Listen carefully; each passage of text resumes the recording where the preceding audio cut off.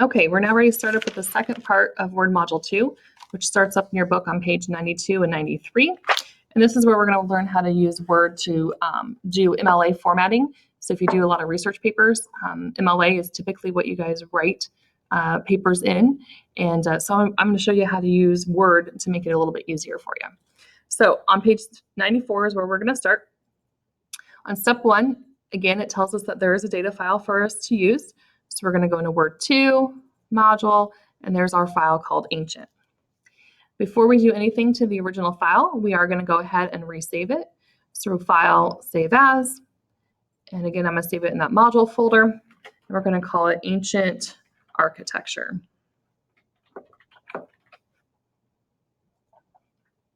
Okay, again, I'm going to go ahead and zoom in just so you can see a little better. So Carolina has wrote up a research paper for us, and it's going to be our job to get it into MLA formatting and to add sources and citations for this research paper. So over on page 95, you're going to notice that there is a box with 5 check marks. Those 5 check marks are what we are going to do to get this document into MLA formatting. So the first thing is that we want to double space the entire document. The easiest and quickest way to select everything in a document is Control and the letter A. So Control A will highlight everything in your document, no matter how many pages that it is. With it completely highlighted, we're going to go ahead and do the double spacing by going into our line and spacing button, and we're going to choose the option of 2.0. Now, you should remember from Module 1, when we created our letters, that an enter actually gives us quite a big gap. So we're actually not truly at 2.0 spacing right now. So we need to go back in and remove the space after paragraph, and that gives us the true 2.0 spacing. With the entire document still highlighted, we're going to go ahead and increase the size of our font to 12. And we're going to go ahead and replace Carolina's name with our own name. And that takes us over to page 97. On page 97, they want us to indent every main paragraph. So this is our first paragraph. Instead of working with the ruler here and our margins, the easier way to do this is just to hit the Tab key on your keyboard. So notice that I'm going to indent every major paragraph. I am not going to indent these headings, just the paragraphs.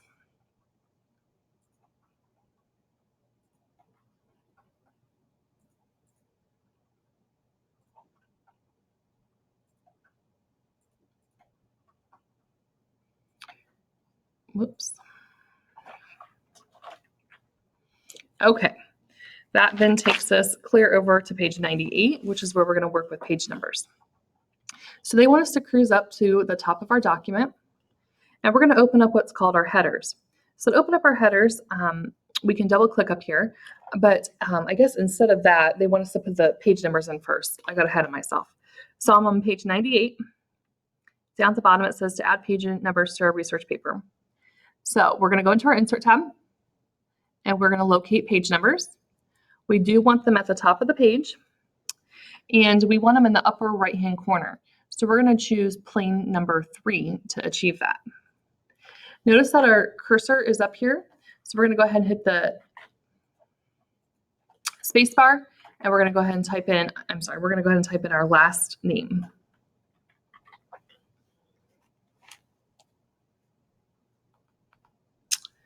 Okay. You should notice that that does type in size 11 font. So we are going to go ahead and increase that to size 12. All right, we're now over on page 100. If we scroll to the top of our document, you will notice that that heading appears on our first page. It is kind of redundant to have our name there again and to have a title and our information here with page 1. We probably know this is page 1. So we're actually going to remove this header from this page only, but we're going to keep the other ones on here. So we're just going to simply remove this from the first page. So to do that, we're going to go into our Header and Footer Tools Design tab, and we're going to put a check mark in for different first page. And what that does is it removes it from the first page, but it does keep it on all the other pages. Okay. We are done working with these with our header, so we're going to go ahead and close out of our headers and footers so we can continue working on over onto page 103. On page 103, this is where we're going to start actually working with MLA. So we're going to go into our References tab, and we're going to make sure that the style is set to be MLA. If it is not, make sure that you do change it to that MLA. Okay, on page 103, they are wanting us to find specific sentences to add these citations to. I'm not going to waste your time watching this video doing that. I'm just going to add them places, okay? So I'm just going to click at the end of this sentence. This is not where it's supposed to go, but again, I'm just trying to hustle this along. So I'm going to put my cursor at the end of that sentence, and we are going to pretend that we need to add a citation on where we found that sentence at. So to do that, we're going to go into our Insert Citation. And then before we can insert a citation, we must first have a source to cite. So we're going to add that source. As you can see, there are numerous different types of sources that we can choose from. This first one they want us to do is based off of a book. These are the requirements per MLA that you must have for a book. But if you have additional information about that book, you can click on the Show All, and these are all of the options that have to do with a book. Okay, again, the ones with the red asterisks are the ones that are required, but if you have additional information, you can include that by clicking on the Show All. So the author, I'm just going to keep it simple and just add my name as the author. Let's just do, again, I'm just trying to speed this along.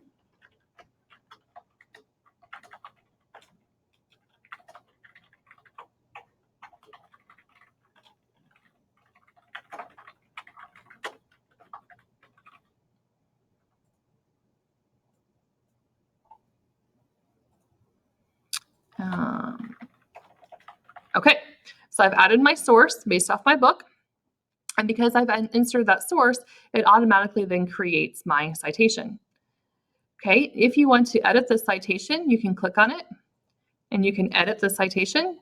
For instance, you could add page numbers if you wanted to. Or if you accidentally misspelled something, you could edit the source and you could change that last name to something else if you mistyped it. And notice how it updates. Okay. All right, that takes us clear over to kind of page 107, where they're wanting us to put in a second source. So I'm just going to pretend that this sentence is where I'm going to add the second source, including the citation. So I'm not going to choose this one. Instead, I'm going to add a new source. This time, let's do a journal article. Again, I'm just trying to speed this along so you guys can just view this video and get working. Okay, there is that citation. Again, if I need to edit it, I can, or if I need to edit the source, I can. All right, so that's going to take us clear over to page 108. And this is where we're going to create our works cited page or our bibliography page or our references page, whatever you call that. So we're going to cruise to the end of our document.